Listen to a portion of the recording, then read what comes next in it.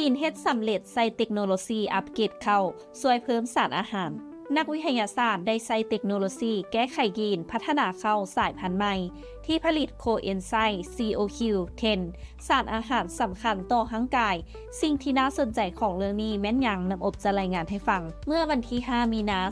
2025 ทีมนักวิจัยที่นำโดยศาสตราจารย์เซินเฉียวยาและศาสตราจารย์เก๋าชัยเชีย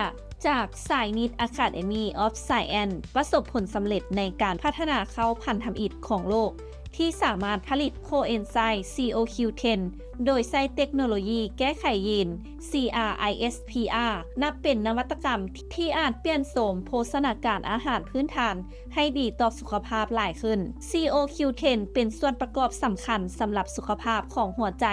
และเป็นสารต้านอนุมูลอิสระที่ละลายได้ในไขมันถึงแม้ว่าร่างกายจะผลิตได้เองตามธรรมชาติแต่ระดับ CoQ10 จะหลุดลงเมื่ออายุหลายขึ้นในขณะที่พืชอาหารส่วนใหญ่เช่นข้าวและสาลีผลิตเพียง CoQ9 ซึ่งมีประสิทธิภาพต่ำกว่าดังนั้นจีนจึงพยายามเฮ็ดให้สารอาหารในข้าวมีเพิ่มขึ้นโดยเพิ่มการทดลองก็ได้พบว่าข้าวสายพันธุ์ใหม่ที่ผ่านการแก้ไขยีนมี CoQ10 สูงกว่า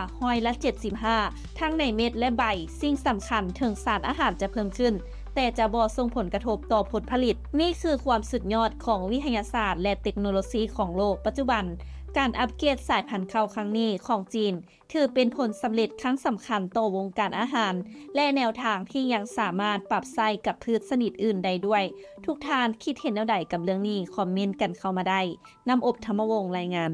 และท้ายนี้ต้องขอขอบใจสำหรับการติดตามข่าวสารจากทาง Target Magazine และอย่าลืมไปกดไลค์กดแชร์กดติดตามกด Subscribe ทุกช่องทางออนไลน์ของพวกเขาเพื่อจะบ่พลาดข่าวสารดีๆจากทาง Target Magazine